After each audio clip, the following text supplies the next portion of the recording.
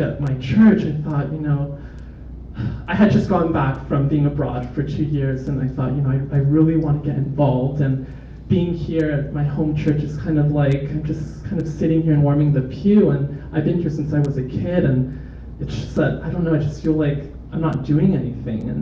And so I thought I'd give 360 a shot, and I'd go and check you guys out, and I got there, and it was like, I have to be a part of this. This is where I belong. And I remember walking into, so you would have to go up these steps. If you guys go to the Durant Hotel, we were meeting in was it the California room? Yeah.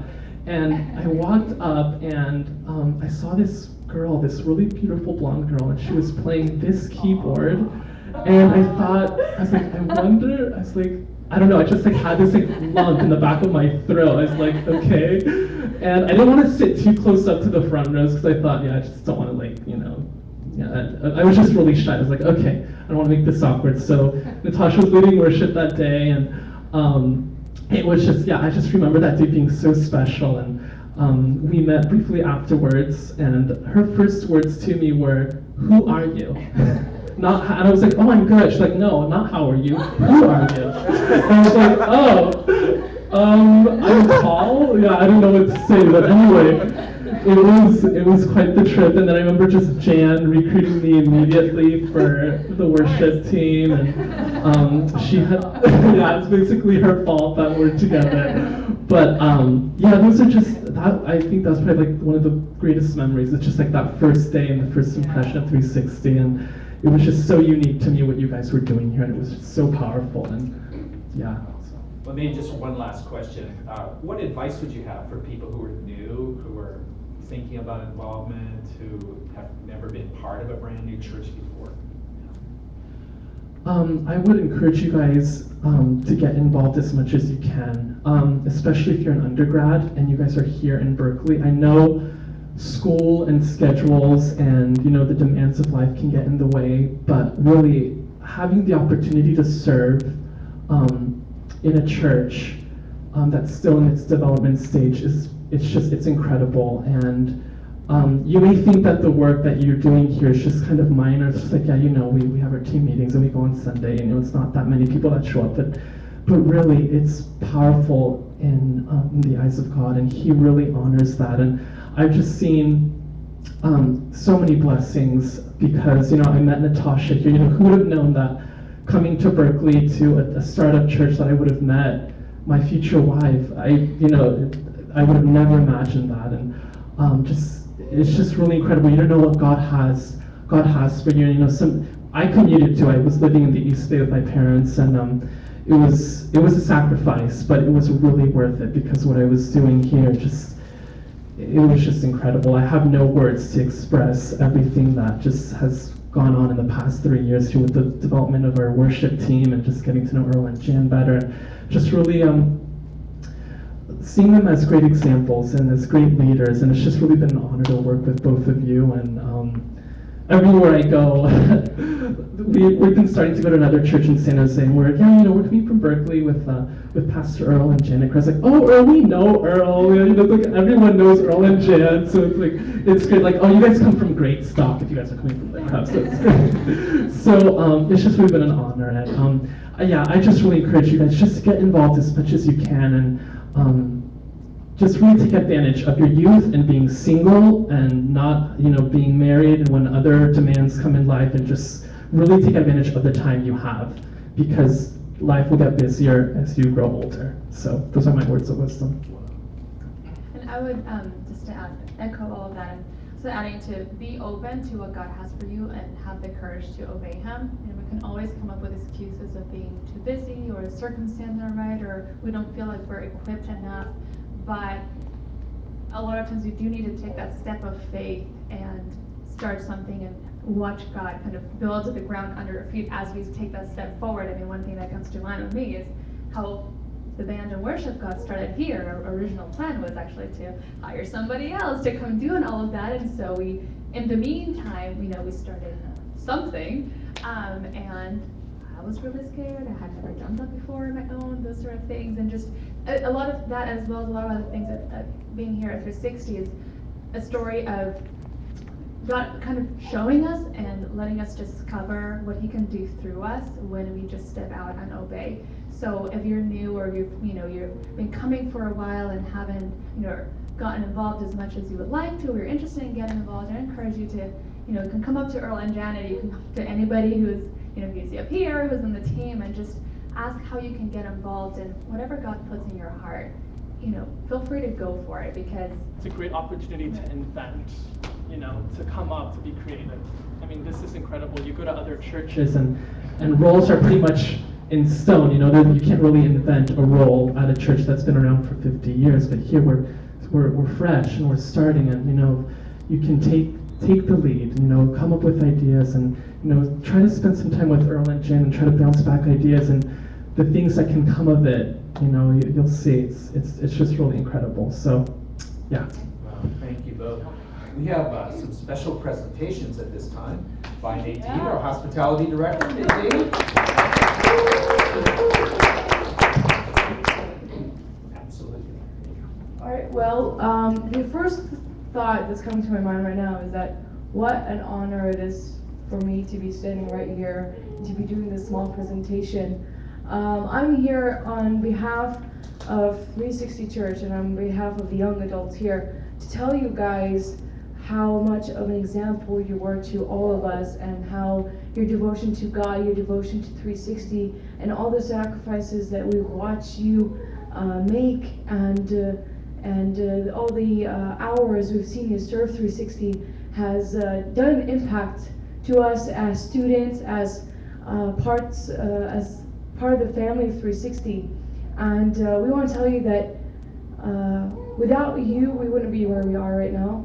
And we will never forget the footprints that you've left at 360. And what you started is something that will be carried through for a very long time. I mean, Natasha was my youth group leader when I was in high school. Now I'm a senior in college, so youth group was quite a few years back. And Natasha was the first person to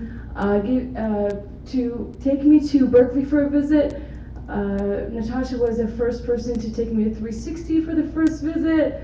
Natasha asked me to be her bridesmaid, and now I'm sending her off to San Jose from 360. So it's amazing how much of a great example and servants of the Lord that you guys have been. And we just wanted to give you a small thank you. And so, Paul, we just want to give you. We have a small card for you guys, and we have small flowers for the beautiful newlywed. And on behalf of 360, we gave you guys as a gift a gift certificate to the San Jose Opera that will be mailed to you guys soon. And this is just a small gift. This is the smallest. This is the littlest we can do to show our greetings and the love for you guys. So I just want to say thank you. And for all of you guys here, I encourage you to say thank you at the end of the service, to stick around and spend some last few moments at Paul and Natasha 360. And actually now, as we want to close up this interview in this presentation, it's also my honor to lead them and to lead a prayer of a blessing over them. So if you want to come and stand around them, feel free to do so. Feel free to stretch your hands towards Paul and Natasha. And I just want to pray a quick blessing over their new life, their new transition to fully committing to San Jose. Yes, Lord, thank you, God, so much. What an honor it is to be here. What an honor, a blessing it is to have these two jewels here at 360 with us. Thank you for every moment you've had them serve at 360, God. Thank you for all the gifts that you've brought through them and all the gifts that you've poured through them to 360, God. Thank you for the worship gifts that you've given to Paul and Natasha, because the worship at 360 wouldn't be the same. Our devotion to God is just a little closer to you, God, just because of Paul and Natasha. And so, God, I just pray a prayer of blessing over Paul and Natasha in their work, in their job, in their new home, and their new jobs, in their new church that they're going to be attending. God, I pray a blessing and protection over them. I pray that you just multiply their blessings, God, in every way possible. And I pray that their new church would also open their arms wide open for them, God, and that There be great places for them to serve at that new church. There's great places for them to become part of that new church family. And Lord, we just thank you for the blessing that Paul and Natasha have been to the young adults in this room. Thank you for their examples of their devotion to God, for their purity, for their worship in every way possible. We just thank you, Lord, for these two jewels, for these two servants of you, God. And I pray that as they move to San Jose, that you be with them every moment of the way, Lord, and that you just constantly remind them of their love, of just the desire that you have to be closer to them, and the love that you have for them, God, and that you will be with them. You will guide them through every way, through every hardship, and that 360 will always welcome them whenever they'd like to visit, God. And just thank you for all the friendships that Paul and Natasha have started in this room, God. And I pray just a prayer of blessing and protection in every way in their life, God, in every moment of their future. Just pure blessing, God. In Jesus' name, amen. Amen. Ah. Thank you guys. Thank you guys so much. Here, give me.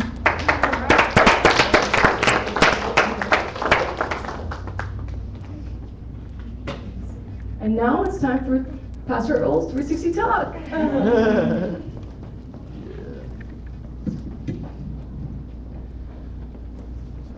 Well, it's kind of a big family day for us today. Paul and Natasha were actually loaned to us by two other churches. And so, as you know, no loan is forever. So in a sense, we're paying them forward to San Jose. And we believe that if we sow to that, we'll reap from it as well. So, so good friends, wonderful people. And that's a good day when you have people like that in your life. Speaking of wonderful people, we also have set another record today. Hannah Jolly, our technology director, has all of her sisters here today. Let's give Hannah a huge ovation. Hannah and her sisters. Isn't that an old Woody Allen movie or something from a million years ago? I believe it is. Somebody Google that and let me know during the cake thing that's going to be happening later. So congratulations on that, Hannah. Last Sunday at 1 o'clock, I had a meeting with a representative of people who owned this building. Not our landlord, who you've met a couple times, but the actual owners. And they handed me a letter. And the letter said that, as you all know, this building is going to be demolished to make way for a new apartment building, exactly like the Fine Arts building next door, but called something else sometime soon. And they let me know that the approval process for that project, which usually takes 2 years in Berkeley, has taken only 1 year this time.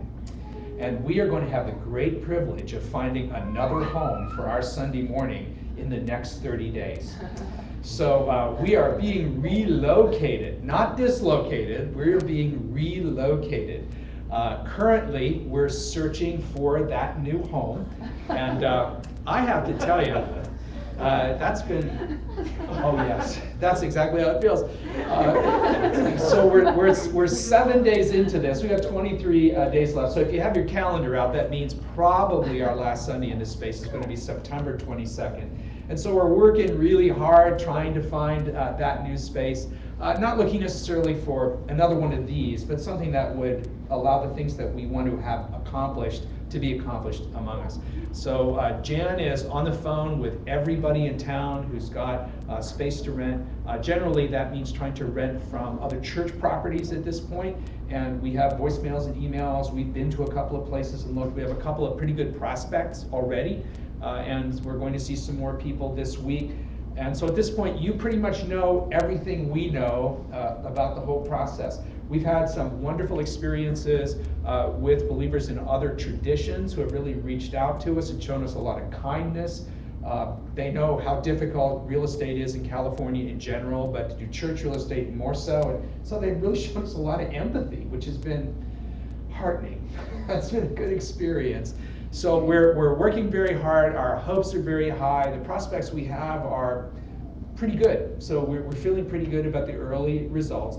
But with the letter posted on the front door that announces all the tests on the place that are going to take place and with everything that's going on, and with the short period of time we felt we probably needed to let everybody know now so we'd have some time to sort of process through that. For a lot of us, this has been like our house. You know, we've been here for 2 years. This place was an amazing blessing.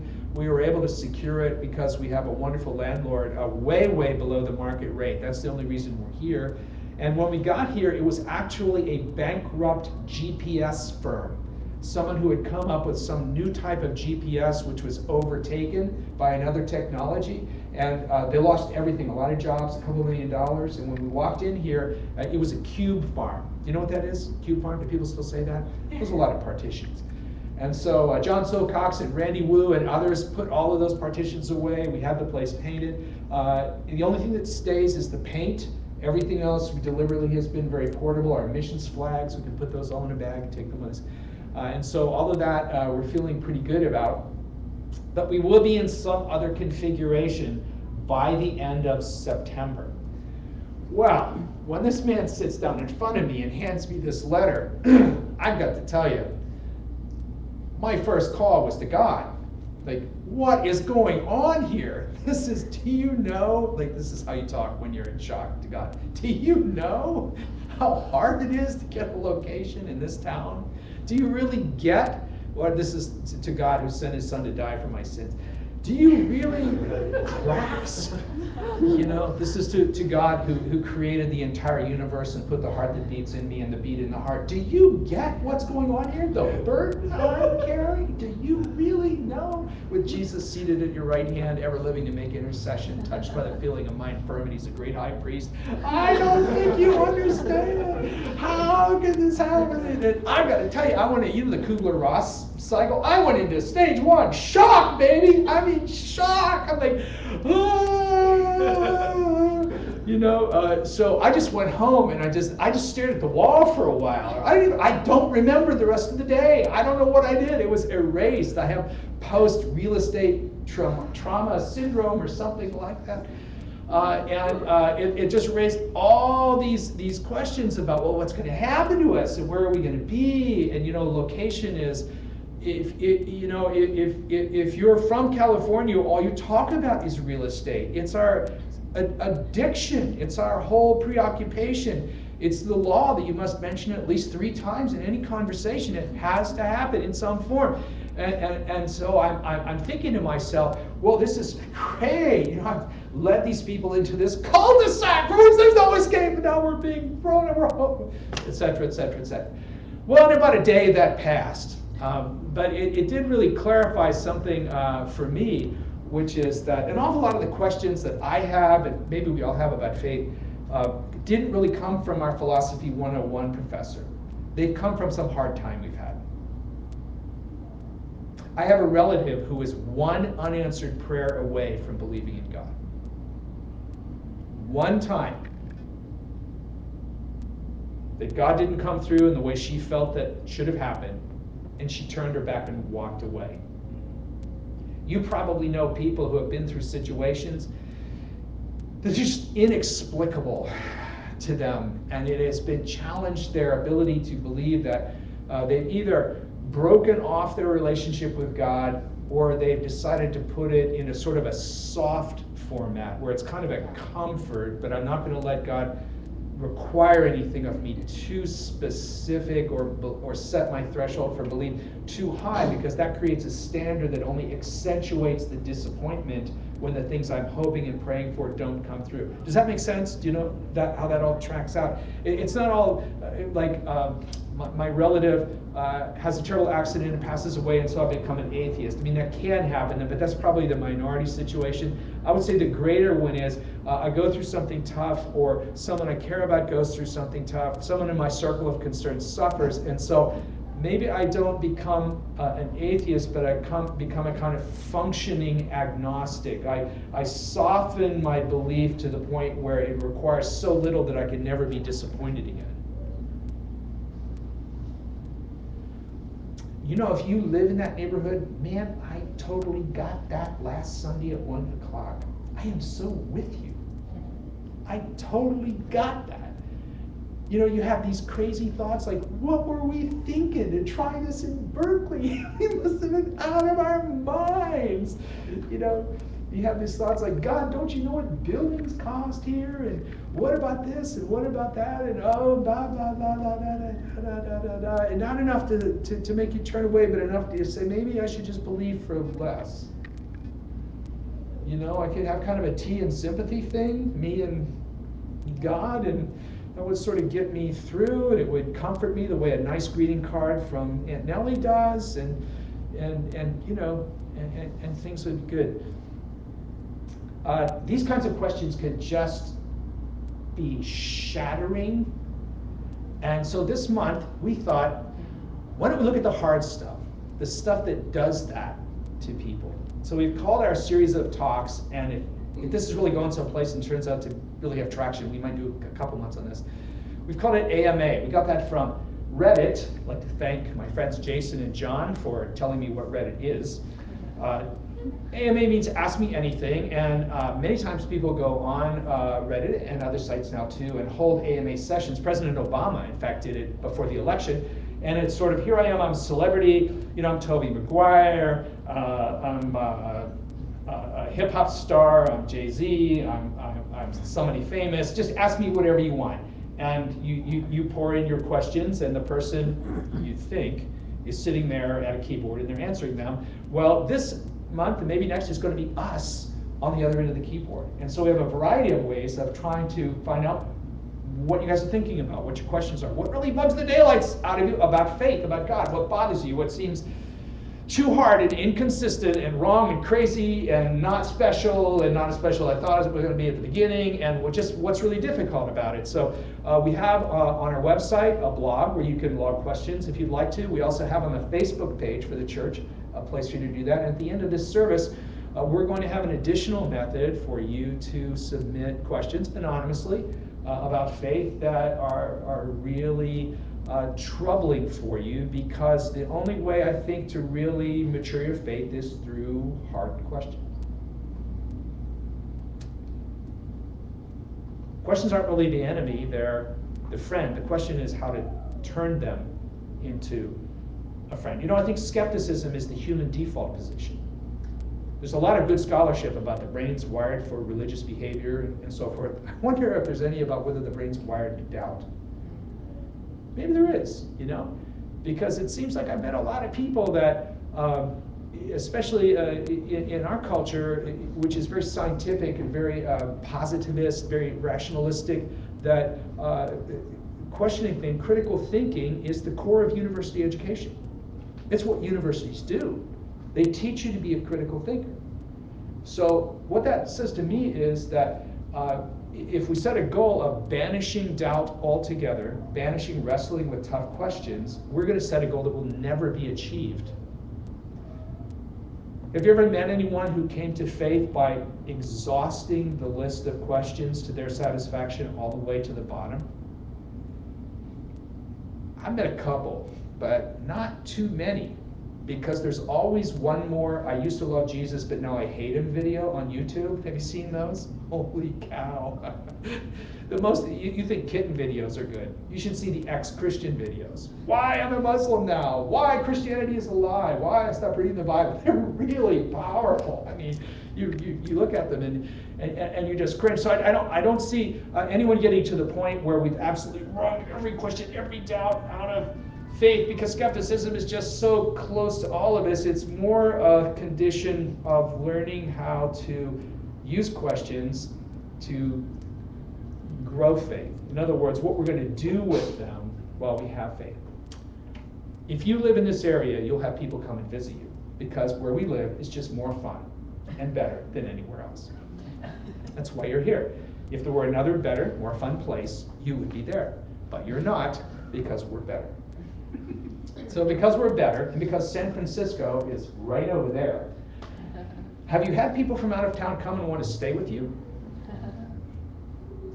What are they thinking? Your relatives that you barely know, Aunt Jean from Nebraska, decides that she and Uncle Fred are coming in and bringing in nephews and nieces. And so they show up in their 98 Dodge Caravan, pull up in front of your house, all sleeping bags and pup tents, and announce that they're staying for the summer. And they're annoying. And they eat everything. And they want you to skip school and work to go and take them around the city, to go on the Golden Gate Bridge. You've never been there, right? Never seen it. There's a bridge in San Francisco? What about Chinatown? Oh man, a cross-cultural adventure. Let's jump right on that. Can't wait to get back there. It's the best bakery there. And so you're taking the relatives from Nebraska and they're driving, and it's $40 a day and, for just the parking. You have to pay part of it, and they're sleeping. Uncle Fred's sleeping on your couch, and Aunt Dora's out on the back porch, and the kids are in the pub tents in the living room. It's like occupy my house. And they're just driving you absolutely. And if you're a married person, here's what married people do when they have people staying with them they don't like. They have conversations in the car in secret. We have to go to Safeway. We'll be back in a while. And you drive to the car and you pour out your troubles. So married people, this is married people's secret. Married people pour out their troubles to each other in private about other people. If Aunt Dora makes coffee in the middle of the night one more time, I'm going to get up and slap the fire out of that woman. And it's that kind of thing. You're so upset that you can't show it to them because it's family, right? Family's special. Family is Teflon. Family is Kevlar. Family's invulnerable. You're not supposed to criticize them. You're supposed to love the people you hate. So they drive you crazy in your house, and I got to think, this just came to this morning. This is what living with doubt is like. This is what living with questions is like. To be a person of faith. You have these people on the couch in the living room, and they are so irritating. But doggone it, we're all in this together. Faith and hard questions are always in it together. And it's okay to have your hardest question sleeping out on the back porch, as long as you know who your heart is given over to. Because we're never going to come completely to the bottom of that list. There'll always be things we doubt, always be things we're skeptical about. And in the long haul, I'd say that's a positive thing, because those are the places you get to study, research, grow, and become more than you were in your faith. Some of the most mature and sweetest and kindest and most gracious believers in Jesus I know are the people who have been through the worst stuff.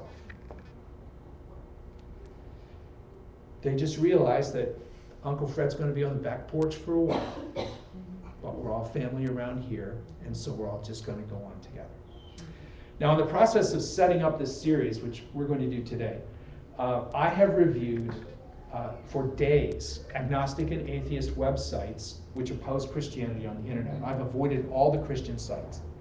I fear them. And so I've spent hours, I devoted hours and hours and hours going through sites which said that they had really high impact questions about Christianity, about faith, about the Bible, about religion, and I just immersed myself in these for day after day after day after day. And I came up with what I would say is my Yelp review of how to process the questions that you're going to be exposed to about faith, the questions that don't come from things you've been through, but questions that come from other people, because most of us are going to come into contact with that level of skepticism on the internet rather than in person. And after looking at all of these, I have just pages and pages and pages of notes. It was a fascinating journey. This is my recommendation to you when it comes to embracing these questions. One is to be cautious about taking numbers at face value. So you'll find sites with articles like 101 questions for Christianity, 50 questions Christians can't answer. Or my personal favorite is 49 questions about Christianity, which is actually plagiarized from the bottom half of 101 questions about Christianity. And so as I read this, you read this headline, 50 questions Christians can't answer, I'll be like, oh man, we're in trouble. 50 questions you can't answer. What are we going to do? That's too many questions. That's a lifetime worth of questions. Man, what's going on about this? But at first view, there's a lot of shock at the sheer number of them. Seems like, oh, we're losing this thing, we're overwhelmed, we're crushed, we're beaten down and so forth. But then when you look at them in detail, what you find is most of them collapse down into just 3 or 4 basic issues. And there's simply 101 ways of asking about 3 things from different angles. So if you see numbers like that, the first point in my Yelp review is to just exercise a little caution about hitting the panic button when the number seems extremely long, because It usually just means that they found ways to unpack the same 2 or 3 issues in a variety of ways. Now, we'll take on those core issues and anything else people submit this month. My second piece of advice for you in looking at questions is not to confuse drama with insight. There's a lot of drama out there among folks who are trying to bring up questions that Christians are not able to answer. So, for example, you get the YouTube videos that I mentioned, like why I'm not a Christian anymore. There are many of these. There are also lots of why I used to be a Muslim and now I'm a Christian. You guys know YouTube. There's just any permutation you can think of is all out there. And these are tear-jerking. These are personal stories about how God let me down, which may or may not be true. There's really no way to tell. But they're like little reality shows in 3-minute segments. They're very, and in a culture like ours, which is just as given to taking anecdote as proof as logic or evidence, those are very, very compelling to people. Now, they're not my personal favorites. My personal favorites are websites like xchristians.org, and at the very top of the list, why doesn't God heal amputees.com, which is it's the top of my drama scale. And so you look at those and you go, why doesn't he? I don't know. Oh, no. And it reminds you of some embarrassing dorm room conversation where somebody ambushed you with a question you hadn't thought of and you just didn't know what to do, and it was all, you were flapping around trying to figure out what's going on, and you just weren't able to work it all out. But the same principle applies here as did with the first Yelp warning, and that is this: most of the drama really collapses down to the same 2 or 3 questions, which we're going to be looking at. And so if you squeeze the emotion out of it a little bit, a lot of it really does back down to a couple of just logical questions that people who believe in Jesus have to be able to resolve. And we do. So that's just to say, don't accept someone else's definition of what the issues are until you've had a chance to work out what your definition of them is. Because we can't have a situation where my dramatic testimony against Christ counts, but your dramatic story of what Jesus did for you doesn't, which is kind of where we are right now on the internet. My third Yelp review recommendation is this: don't accept arguments from silence. And so if you work through all the questions that are out there, and oh man, did I ever, breakfast, lunch, and dinner, what I found was long lists in many, many forms of these various interrogations for the faith, followed by silence. In other words, the impression is given that no one who's ever trusted in Christ has ever thought about these, that no one's ever answered them, that C.S. Lewis was never born, that no books have ever been written, that no one has ever put any thought into how the outcomes of these questions might be crafted effectively. And so what's telegraphed in the list is there are no answers. And that anyone who is trusting Jesus is essentially, well, the only word for it is loser. Because you're not capable of enough critical thinking to really come to terms with these questions. And so what you have done is you're just in denial. And because of that, we put nothing out there because there is nothing to be said, which is very, very far from the truth. Most of the issues that these other questions collapse down into have been considered and written on by the church for thousands of years, and the literature available on them is vast. But if we don't take advantage of that, then it seems like no one's ever addressed these when they actually all have been addressed, and addressed very, very well. If you're a Christian this morning, you're not a loser. My goodness, look in the mirror. The fact that you don't know an answer to a particular question doesn't reflect on anything other than the need to maybe work on it a little bit more. But generally, that's all it means. I would say one final warning about Yelp with regard to these questions is, if you look them up online, I wouldn't recommend reading the comments. Because what's that law about how many comments you have to have before somebody calls somebody a Nazi on the internet? There's a name for that. Yeah, Google that one too after church, let me know. And the reason is a lot of the comments are written by Christians, and they're so embarrassing they will make you lose your faith. So just don't deal with the Christian. The atheists and agnostics, wonderful people, tons of friends, love them, love to read their stuff. It's all good. Don't read the Christian comments. You'll be so ashamed. You'll be like, I'm never going back to 360, 361. I'm never going back to any church again because of the way that these people have treated me. So I wanted today to just begin introducing the idea of bringing these questions, and that it's not just legitimate to consider them, it's absolutely downright necessary. And that the fact that they're there, that when I got done reading these, going through all of these sites, honestly, to tell you the truth, I was grateful. It's like, thank you for this. Because every time you ask a hard question, you purge ignorance from the church. Every time you ask a hard question, you highlight hypocrisy in the church. You give us a chance to repent. Every time you ask a tough, legitimate question, you surface our pride. You surface the denial we do have. Every time you ask a hard question, you do something for us that we can't even do for ourselves. You make us better and stronger and purer and kinder, and you deflate our pride and all our defense mechanisms and our coping and mechanisms and all the apathy and everything that keeps us from really serving and loving the world in the way that we should. So what I want to encourage you to do is to embrace this idea of questioning and skepticism, to begin to look at these things, to really grapple with them and wrestle through them, because mature, healthy, happy faith is going to come from that. There's nothing worse than the person who has a naive view of some of these issues and how really difficult they can be. How the fact that there are answers out there doesn't mean they're easy answers. They're not easy, but how hard they can be. And then suddenly they hit that place in life, they fall off the table, they have that letdown, and their naive faith has collapsed into a soft faith, which is really sort of a Christianity light. It's kind of a religious culture, but it's not really something that's strong enough to change anybody. And it's not what Jesus died for.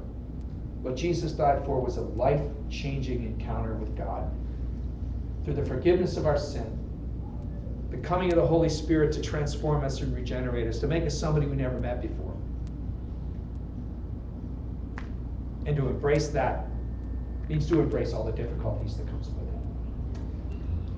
So that brings me back to 1 p.m. last Sunday, and I'm sitting there with this letter in my hand, a letter which had the wrong date on it, as a matter of fact. So we scratched the wrong date out and wrote the right date in and initialed it. And I am looking at the man who brings me the letter, and I am thinking, after he tells me that he did not know that this was part of his job, he single-handedly has to go to all the tenants and face-to-face deliver this notice of relocation. And all of a sudden, I'm feeling worse for him than I am for me. And I look at his face, and do you know how sometimes you can see the heaviness on somebody, the stress? We're probably all like this, but you see it on other people more than on yourself. And when there's a burden on you, and this poor guy, he's slumped over in the chair with this letter, and I don't know how many other people he's had to have this conversation with and how awful they probably were to him, because he's just the mailman. It's not the decision maker. And I can see this like mountains on him, on his back, and I took the letter and I told him, we understand that this is not your choice. We get that you're just delivering a message because that's part of your job. And that you're not involved, because I know what his real job is. You're not involved in doing this to the folks in the building.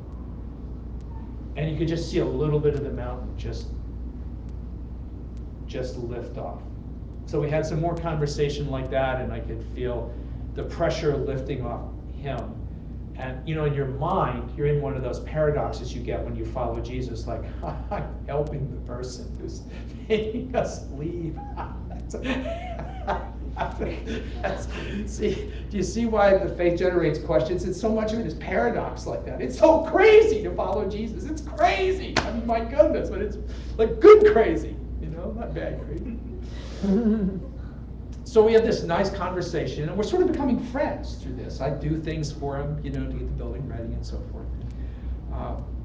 So I'm looking for a perspective on this whole thing to resolve my own questions. And then I was communicating with Alan just yesterday by email. And he passed along to me and jogged my memory about the passage in Acts where the church is put under really intense persecution for the first time by the religious authorities. And as a result of that, they're scattered all over the Roman Empire. Everywhere. And he pointed out to me that in the absence of that persecution, that relocation, our faith would still be a religious cult in the suburbs of Jerusalem. Because despite Jesus telling them to go to the world, despite him sending the Holy Spirit on them to give them power to do so, no one went anywhere. No, nowhere. They didn't leave. They just sat there. Someone had to come with a letter. Now, in those days, in the case of Paul, who was one of the persecutors, he carried letters that gave him the right to persecute people. Now, fortunately, the person who showed up here last week was not a persecutor. He's a very nice man and very professional. I like him.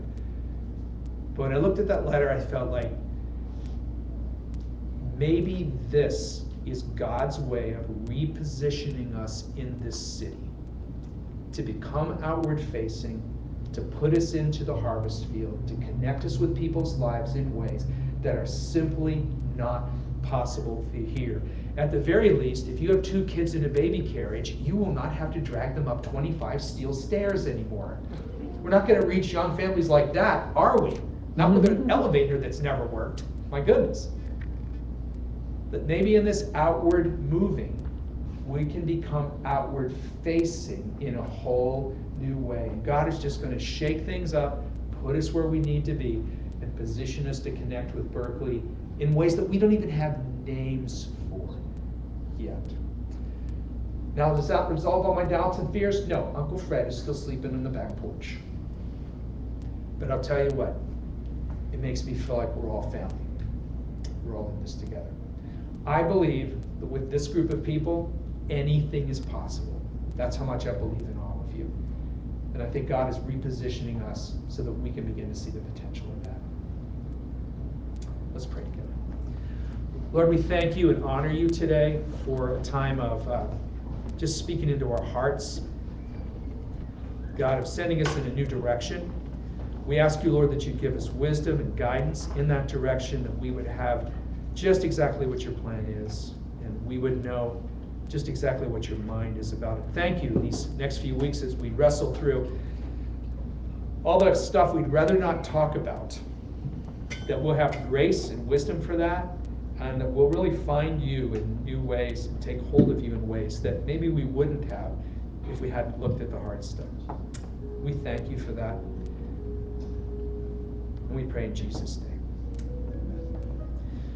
In just a minute, Troy's going to come and lead us in